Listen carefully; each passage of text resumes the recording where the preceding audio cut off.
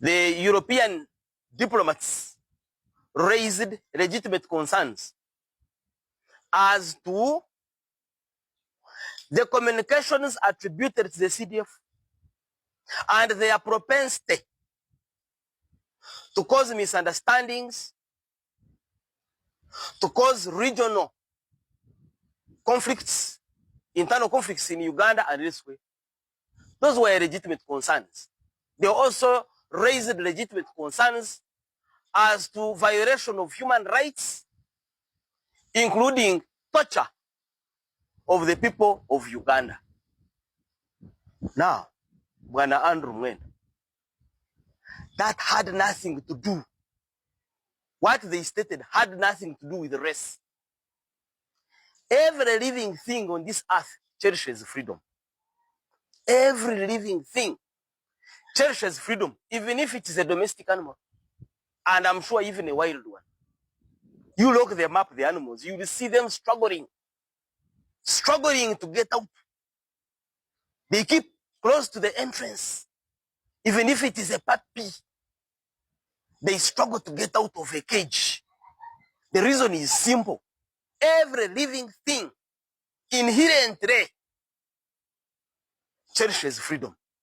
So, Bwana Andrew Mwenda, to go to a meeting of diplomats and genocide, instead of addressing the concerns, discussing the concerns raised by the European Union diplomats, you dwell on race. That was below the belt. When did we become better than the colonialists in the first place? When was that? The schools you attended, at least I know some. Nyakasura, Marai School, Muihi. You, the Ugandans, you, the black Ugandans, the Pan-Africans, where are your schools? Where are they?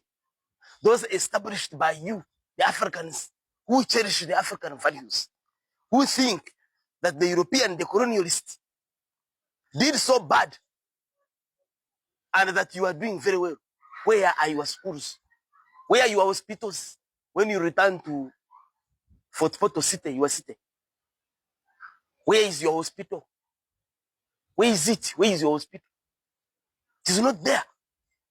You who love Africa, who love Uganda. When did torture become an internal matter, a domestic matter? Because I listened to you, I watched, and I wondered. I was surprised that you can mention such. You dwell so much on race. You colonialists, why are we not interfering in your matters? Whatever you do in Iraq, Afghanistan, where? The question is, are there Ugandans being tortured or not? Uganda is a signatory to the Convention Against Torture. Isn't it? We are also signatory to the United Nations Charter on Human Rights. Aren't we? Article 24 of the Constitution of the Republic of Uganda forbids torture, provides for the right against torture. Doesn't it? We have a whole chapter 4, on human rights in the Constitution of the Republic of Uganda. Don't we? So if someone raises the question that some Ugandans are being tortured, why don't we humbly discuss that subject? Why must we raise our voices and bring irrelevant considerations? Why must we? What are we hiding? When we are budgeting for this country, for example, the budget for the 2024-25, 72 trillion. That was the budget, 72 trillion. How much is Uganda going to raise? How much from our taxes? Is it more than 32 trillion? So you expect to get 40 trillion from who? From Kenyans? Is it coming from Tanzania? From Ghana, your fellow Africans?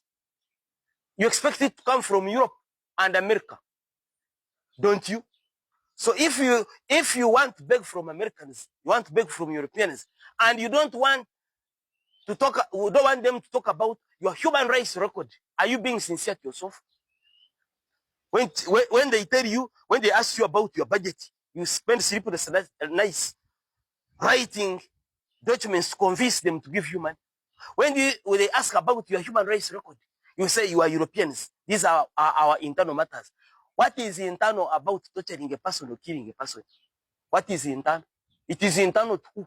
To their mother, to the father of that person, to the children of the tortured or killed, to who? To their clan, to who? It is internal, it is domestic, to who? Because it can't be domestic to Uganda. If a person is tortured and we're discussing domestic affairs of Uganda, are you convincing their relatives? Because I even saw Andrew Mwenda's Twitter, communication on Twitter, on his Twitter handle, trying to emphasize what he briefly talked about before the diplomats. And I wondered even further, do you expect the relatives of the tortured or the persons who have been tortured to be part of the audience you were addressing on your Twitter handle?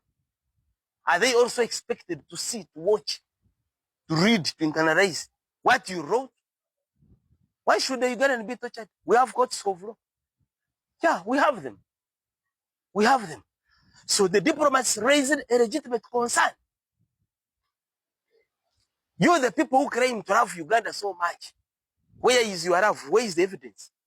Where is it? It is not here. It is not there. The roads that they left, Kampala Kasese road, you move from Mbarara to Kasese now, and see. Then the Europeans leave that road. Was it not there? Was it not there? Yeah, before they left, there was that road. Was it not there?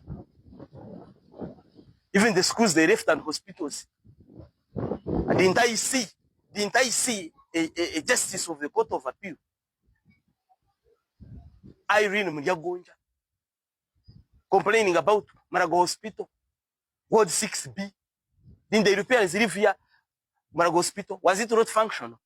You, the Ugandans who love Uganda so much, is there insulin? You say you love Uganda, is there insulin?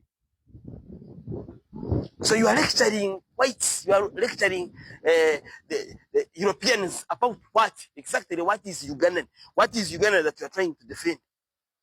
That Ugandans will fight for their rights. They don't need lectures from Europeans. They will lecture you because freedom comes directly from God. I've told you about animals, domestic animals. You cage them up and see. Even if it is birds, the chicken, they struggle to get out. Freedom is inherent. It comes from God. It doesn't come from anybody, by the way. So, if you people love Uganda, you love it so much, why is it that from 1962 up to 2025, many Ugandans have killed many Ugandans? Who killed the Bench one? Was it a Ugandan? Was it a European? Frank Carmuzo was killed by a European? Who killed Mariam Mshura? Was it a European? How about Kakwich? Was it a European? Who is killing people during elections?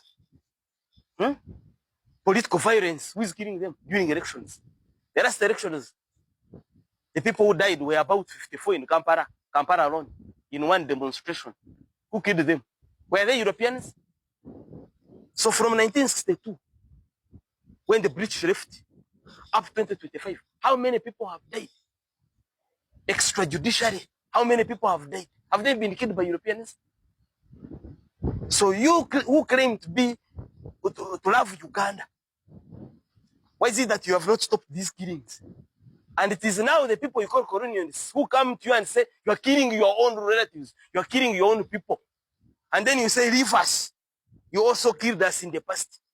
Really? What type of logic is that? Therefore, my view is, this is a globe. We are one. There are things we don't know boundaries. Human rights knows no geography. I'm sure you studied geography. Either at Nyakasura, or Mbarai school, or Mwiri. Was there a topic in geography called human rights? So why is it that when we start speaking about human rights in Uganda, you bring in geography? You are not Ugandans. You come from outside Uganda. You are talking geography. You are talking geography. Therefore, the interventions of the European diplomats are timely. In fact, they have come even late. They should have come earlier. Maybe some souls would have been saved. Someone is arrested today. Instead of taking them to court, you hear basement, you hear what? Then they appear in court, they are limping, they are bleeding. What is that? When they ask you, you talk about you being a Ugandan and the one who is asking being a European. Do you make sense to yourself? Can we stop pretending and address the core issues of humanity? Thank you.